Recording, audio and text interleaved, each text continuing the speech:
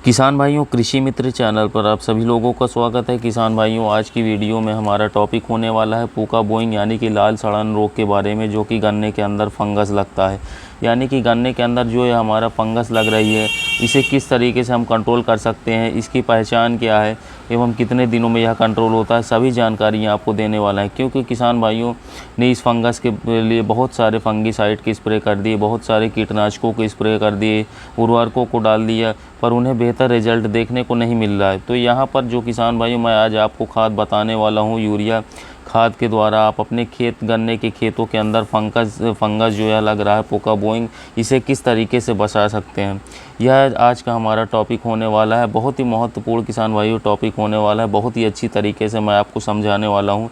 जो खाद जो उर्वरक मैं आपको यूरिया के अंदर मिलाने को बताऊँगा, आपको उतनी ही मात्रा में डालनी है, तो आपके खेतों से धीरे धीरे 5 से 6 दिनों या 7 दिनों में आसानी से फंगस खत्म होना चालू हो जाएगा।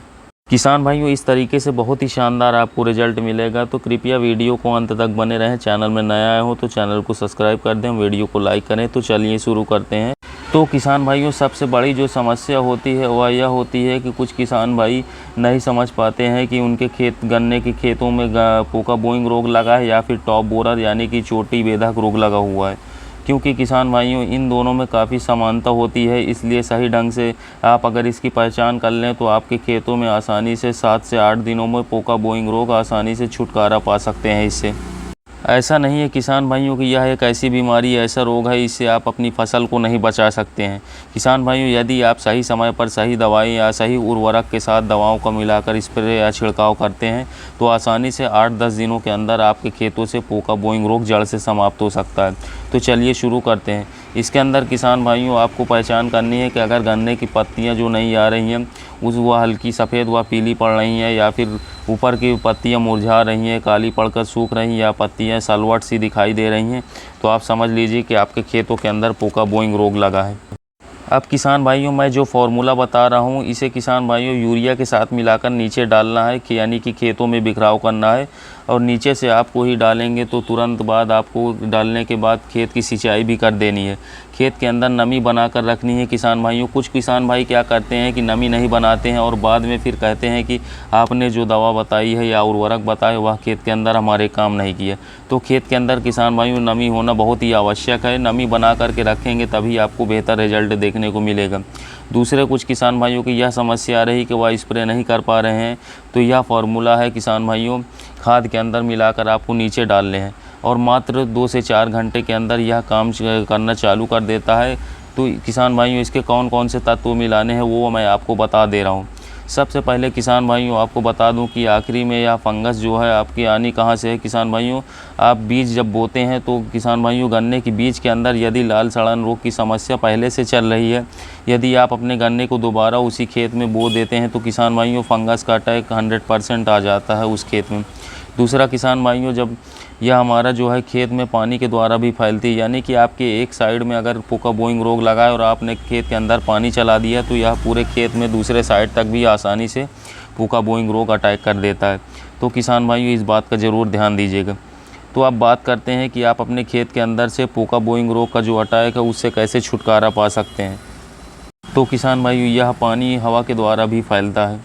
तो किसान भाइयों, इसे रोकने का मैं आपको कारगर तरीका बता दे रहा हूं। तो सबसे पहले आपको लेना है यूरिया। किसान भाइयों, यह समस्या आती है कि कुछ किसान भाइयों के दिमाग में यह बात चलती रहती है कि यूरिया का इस समय पर डाल देंगे तो फंगस कहीं और ज़्यादा ना बढ़ जाए, पर यह दिक्कत आपको देखने की नहीं मिलेगी। आप निसंकोच डाल सकते हैं। तो किसान भाइयों, यूरिया आपको लेनी है 35 किलोग्राम प्रति एकड़, इससे ज़्यादा या इससे कम नहीं लेनी किसान भाइयों। 35 किलोग्राम प्रति एकड़ के साथ आपको दूसरी सबसे बेहतरीन फार्मूला लेना है, जो कि आपको 3 फार्मूला लेना है, उनको मैं आपको बता देता हूँ। दूसरा आपको लेना है किसान भाइयों कॉपर ऑक्सीक्लोराइड, जो कि ब्लू कॉपर नाम से या टाटा का ब्लिटॉक्स नाम से आपको मिल जाएगा। दोनों के बेहतरीन रिजल्ट हैं किसान भाइयों। यह कॉपर फॉर्म में आता है, जो हमारे खेत के अंदर जो फंगस लग रही है, इस फंगस को यह आसानी से कंट्रोल कर लेता है। बेस्ट रिजल्ट आपको इसको यह निकाल कर देता है। तो कॉपर ऑक्सीक्लोराइड कितनी मात्रा में लेनी है, आपको 1 किलोग्राम प्रति एकड़ के हिसाब से कॉपर ऑक्सीक्लोराइड ले लेना है। 1 एकड़ खेत में इसको प्रयोग करना है। तो 35 किलोग्राम यूरिया के साथ आपको 1 किलोग्राम कॉपर ऑक्सीक्लोराइड ले लेना है। इसके साथ साथ जो आपको प्रयोग में लेना है, यदि आपके खेतों में बहुत ही हैवी मात्रा में पुका बोइंग रोग फंगस का अटैक लगा है तो किसान भाइयों इसके साथ आप ले सकते एक्सेल कंपनी का स्वाधीन फंगीसाइड, जिसके अंदर टेबुकोनाजोल 10% प्लस सल्फर 65% के फॉर्म में देखने को मिलता है। तो किसान भाइयों कॉपर ऑक्सीक्लोराइड 50% WP प्लस स्वाधीन आप ले सकते हैं। इन दोनों को आप यूरिया में मिलाकर अपने खेतों के अंदर बिखराव कर दीजिए और बिखराव करने के बाद अपने खेतों में पानी दे दीजिए, जिससे यह फंगस आसानी से किसान भाइयों ख़त्म हो जाएगा। तो किसान भाइयों इन तीनों को कॉम्बिनेशन यानी कि कॉपर ऑक्सीक्लोराइड 50% WP प्लस स्वाधीन एक्सेल कंपनी का 1 किलोग्राम प्लस 35 किलोग्राम यूरिया, इन तीनों को मिलाकर 1 एकड़ खेत में बिखराव करके पानी दे दीजिए। तो मैं 100% जिम्मेदारी लेता हूं कि आपके खेत के अंदर से 1 हफ्ते के अंदर पोका बोइंग रोग ख़त्म होने लगेगा। किसान भाइयों अगर आप इस उर्वरक नहीं डालने चाहते हैं, क्योंकि यह काफ़ी महंगा पड़ जाएगा, क्योंकि 800 रुपये किलो स्वाधीन आता है और लगभग 800 रुपये किलो कॉपर ऑक्सीक्लोराइड आता है, और यूरिया ले लीजिए तो किसान भाइयों लगभग 1800 रुपये का 1 एकड़ में आपका खर्च आएगा। तो इससे बचने के लिए आप स्प्रे भी ले सकते हैं। स्प्रे के फॉर्म में अगर पोका बोइंग रोग कम लगा है तो UPL का साफ 600 ग्राम 200 लीटर पानी में घोलकर स्प्रे कर दीजिए प्रति 1 एकड़। अगर बहुत ज़्यादा लगा है किसान भाइयों तो किसान भाइयों कॉपर ऑक्सीक्लोराइड 50% WP वाला आप 600 ग्राम प्रति एकड़ स्प्रे कर सकते हैं, जो कि 200 लीटर पानी के लिए पर्याप्त होगा। किसान भाइयों 1 हफ्ते में 2 बार इसका स्प्रे कर देंगे तो पोका बोइंग रोग आसानी से आपके खेतों से समाप्त हो सकता है। तो किसान भाइयों इन तरीके से आप अपने खेतों से पोका बोइंग रोग कंट्रोल कर सकते हैं। किसान भाइयों यूरिया के द्वारा भी कंट्रोल कर सकते हैं, यह थोड़ा कॉस्टली पड़ेगा, और स्प्रे के द्वारा भी आप कर सकते हैं। तो किसान भाइयों मैं 100% गारंटी लेता हूँ कि आसानी से आपके खेतों से पोका बोइंग रोग समाप्त हो जाएगा।